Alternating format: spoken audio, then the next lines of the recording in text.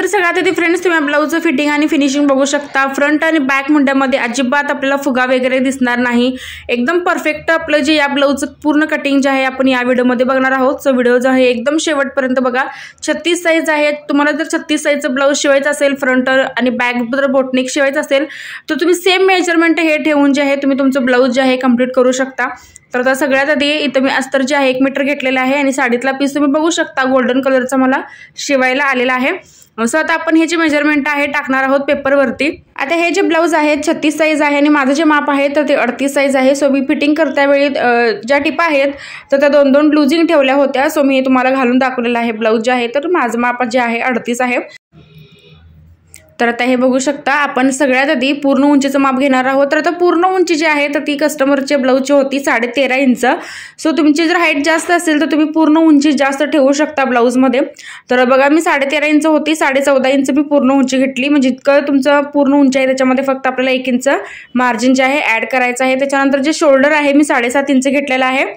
मुंडा सुद्धा आपल्याला 7.5 इंचच घ्यायचा आहे, शोल्डर 7.5 इंच घेतलेला आहे कारण आपण फ्रंट आणि बॅक जो आहे आपला पूर्ण बोटनेक असल्यामुळे शोल्डरमध्ये आपल्याला काही कमी जास्त करायची गरज नाही, जसं आहे मेजरमेंट तसंच आपल्याला घ्यायचं आहे। तर आता बघा शोल्डर मी 7.5 घेतला, मुंडा 7.5 घेतला। त्याच्यानंतर छातीचं आपलं जे प्रॉपर माप येतं 9 इंच तर ते घेतलेलं आहे। त्याच्यानंतर 2 इंच आपण मार्जिन याच्यामध्ये ॲड केलं।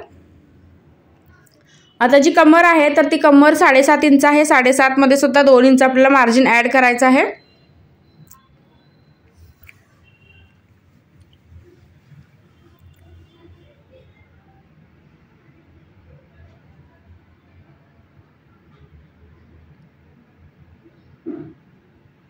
आता हे बघा कमरेमध्ये सुद्धा मी 2 इंच मार्जिन जे आहे ॲड करून घेतलं।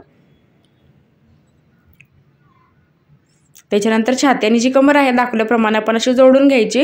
1.5 इंच जो आहे मुंडा आपल्याला आत घ्यायचा असतो तर तुमचं जे बोटनेक ब्लाऊजचं फिटिंग आहे एकदम व्यवस्थित आणि प्रॉपर येतं। जर तुम्ही हे आतमध्ये नाही घेतलं तर मुंड्यामध्ये खूप फुगा वगैरे येतो। सो तुम्ही बोटनेक ब्लाऊजला किंवा कॉलरचं ब्लाऊज जर तुम्ही शिवत असाल तर 1.5 इंच मुंडा तुम्हाला आत घ्यायचा आहे आणि तिथूनच आपण फ्रंट मुंड्याचा जो शेप आहे तर तो द्यायचा आहे 1 इंचावरती। बॅक मुंड्याचा शेप जो आहे द्यायचा आहे 1.5 इंचावरती। जो आपण पहिला मुंड्याचा शेप इथं मार्किंग केला होता तर त्याच्यावरती आपण बॅक मुंड्याचा शेप देणार आहोत आणि दुसरा आपण जो मुंडा इथं मार्किंग केला होता 1.5 इंच आतमध्ये घेऊन त्याच्यावरती आपण 1 इंच फ्रंट मुंड्याचा शेप द्यायचा आहे। सो दाखवल्याप्रमाणे तुम्ही मुंड्याचा जो शेप आहे अशा प्रकारे देऊ शकता, अगदी व्यवस्थित बसतात, फुगा वगैरे अजिबात कुठेही येत नाही। त्याच्यानंतर इथं बघू शकता की गळाची जी रुंदी आहे मी ठेवलेली आहे 4 इंच, तर तुम्ही 3.5 ठेवणार असाल तर तेही चालतं आणि जर तुम्हाला शोल्डरची पट्टी अजून कमी हवी असेल तर तुम्ही 4.5 सुद्धा गळा रुंदी जी आहे ठेवू शकता। त्याच्यानंतर जो पुढचा गळा आहे मी इथं ठेवलेला आहे 4 इंच, तर तुम्ही 3.5 किंवा 3 इंच सुद्धा ठेवू शकता। जर तुम्हाला एकदम वरती जर नेक पाहिजे असेल तर तुम्ही 3.5 सुद्धा ठेवू शकता। आणि पुढचा गळा मी घेतलेला आहे 4 इंचावरती। त्याच्यानंतर तुम्ही बघू शकता की कशा पद्धतीने आपल्याला जो गळ्याचा शेप आहे बोटनेकचा शेप आहे तर तो द्यायचा आहे। इथं 1.5 इंच मी घेतलेला आहे सेंटरला बघू शकता। 1.5 इंचच्या स्पेसवरती आपल्याला फ्रंट मुंड्याचा म्हणजे बोटनेकचा आपल्याला आकार जो आहे तिथं द्यायचा आहे। आता प्रिन्सेस कटचा जो कट्स पॉइंट आहे मी इथं घेत आहे 3.5 इंचावरती। तर प्रिन्सेस कटचा कट्स पॉइंट आपण घ्यायचा आहे 3.5 इंचावरती। जर तुम्ही 38 साईजला शिवत असाल ब्लाऊज तर 4.5 इंचावरती घ्यायचा आहे। 36 साईजला मी तर 3.5 इंच घेतलेला आहे।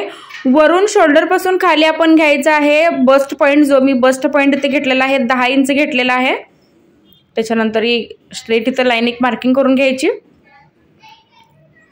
त्याच्यानंतर दोन्ही साईडला आपल्याला 1.5 इंच द्यायचं आहे। तर छाती तुम्ही बघू शकता अगदी व्यवस्थित बसलेली आहे। कितीही साईज अगर तुमच्या हेवी असू दे पण तर तुम्ही या पद्धतीने जर प्रिन्सेस कट करत असाल तर छातीला जी ब्लाऊज आहे एकदम व्यवस्थित बसतात, चपटे वगैरे अजिबात बसत नाही। सो प्रिन्सेस कट तुम्ही कटिंग करताना या दोन्ही साईडला आपल्याला 1.5 इंच वाढवावं लागतं। 3 इंचाचा जो स्पेस आतमध्ये तयार होतो आणि एकदम व्यवस्थित बसतात प्रिन्सेस कट ब्लाऊज। त्याच्यानंतर मी तर प्रिन्सेस कटचा जो शेप आहे तर तो देणार आहे। आता इथं पहिल्यांदा मी काय केलं की 1 इंचावरती जो आहे मी शेप इथं दिलेला आहे, पण मला थोडासा हा जो शेप आहे खाली वाटत होता। सो मी अजून थोडासा जो शेप आहे मी वरती घेतलेला आहे। आता हे बघा अजून थोडासा मी वरून घेतलेला आहे शेप, 1.5 इंचावरून मी इथं घेतलेला आहे। तर हे बघा अशा पद्धतीने आपल्याला प्रिन्सेस कटचा जो शेप आहे तर हे आपलं प्रॉपर जे आहे 2 इंचावरती आपण प्रिन्सेस कटचा जो शेप आहे तो दिलेला आहे।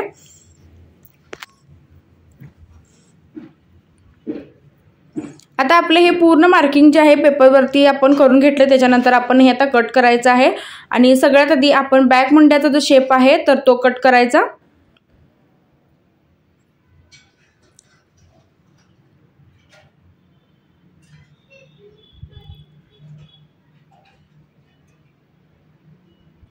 तर हे बघा मी बॅक मुंड्याचा शेप इथं सगळ्यात आधी इथं कट केलेला आहे। त्याच्यानंतर फ्रंट आणि बॅक जो आहे आपण असा सेपरेट करून घ्यायचा।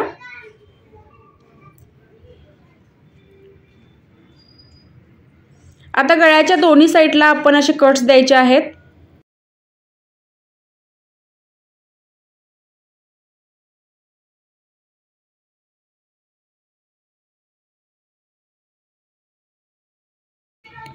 आता दाखवल्याप्रमाणे फ्रंटचे सगळे पार्ट जे आहेत आपण असे कट करून घ्यायचे आहेत। आता सगळ्यात आधी मी तर आपला जो फ्रंटचा गळा आहे तर तो कट केला।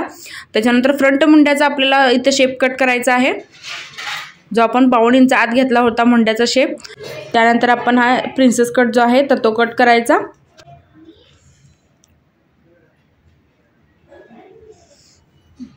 आता हे बघा आपले फ्रंटचे जे पार्ट्स आहेत आपण असे कट करून घेतलेले आहेत। त्याच्यानंतर बॅक पार्ट सुद्धा आपण कट केला। आता स्लीव्ज आपण कट करणार आहोत। आता जी स्लीव्ज आहे तर ती 5 इंचाची आपल्याला तयार करायची आहे, तर त्याच्यामध्ये आपल्याला 1 इंच मार्जिन ॲड करायचं। तर 6 इंचावरती आपण जी स्लीव्ज आहे त्याचं मार्किंग करणार आहोत। पॅक बाजूला म्हणजे पेपरची आपली जी पॅक बाजू आहे त्याच्या साईडला आपण स्लीवचं मार्किंग करणार आहोत। 6 इंच मी घेतलेले आहे। त्याच्यानंतर आपल्या छातीचं प्रॉपर जे आपण माप घेतलं होतं 9 इंच तर ते इथे घ्यायचं, त्याच्यामध्ये प्लस अर्धा इंच आपण मार्जिन ॲड करायचं। 3 इंच खाली शेपसाठी आपल्याला घ्यायचं आहे, 2 इंच परत आपल्याला आतमध्ये घ्यायचं आहे आणि त्याच्यानंतर 2-2 इंचाचे आपल्याला 3 इथं पॉईंट जे आहेत काढायचे आहेत। आता 2 इंच मी याच्यासाठी घेतलेलं आहे कारण आपलं हे जे माप आहे तर ते मोठं आहे। जर माप कमी असेल 34 किंवा 32 असेल तर तुम्ही 1.5 इंचाचे पॉईंट 3 घेऊ शकता आणि 36 माप आहे सो मी 2-2 इंचाचे पॉईंट इथं काढलेले आहेत। त्याच्यानंतर काय करायचं, हात रुंदीचं आपल्याला जे माप आहे तर ते घ्यायचं। आता हात रुंदी जे आहे 6.5 इंच आहे, 6.5 प्लस 2 इंच त्याच्यामध्ये आपण ॲड करून घ्यायचं आणि हे अशा पद्धतीने आपण स्लीव्ज जे आहे कट केलेले आहे। फ्रंट मुंड्याचा जो शेप आहे बाहीचा शेप आहे तर तो मी अजून कट केलेला नाही, तर तो मी स्लीव्ज ज्यावेळी जोडत असतो तर त्यावेळेस तो मी कट करून जोडतो। आता हे बघा आपलं पेपरवरती जे पूर्ण कटिंग आहे तर ते झालेलं आहे। आता आपण अस्तरवरती याचं जे कटिंग आहे तर ते करणार आहोत। सगळ्यात आधी बॅक पार्टचं जे कटिंग आहे तर ते करायचं। बॅक पार्ट जो आहे पेपरचा असा आपल्याला ठेवायचा आहे।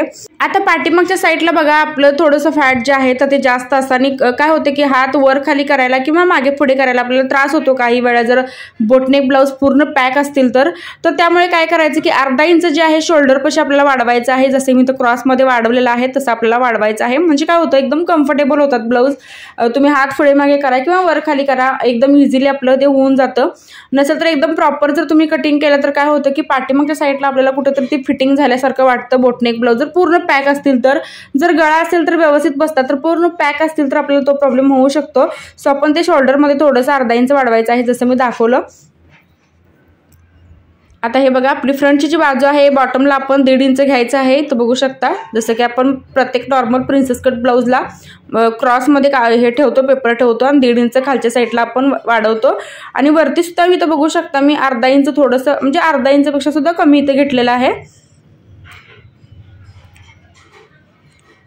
आता हे कमरेकडच्या साईडला जिथं आपण आय आणि हुकची पट्टी जोडतो तर त्या साईडला मी इथं 1.5 इंच घेतलं। त्याच्यानंतर जी बाजू आपली दुसऱ्या बाजूला जॉईंट होणार आहे तर त्या साईडला सुद्धा मी अर्धा इंच घेतलेला आहे।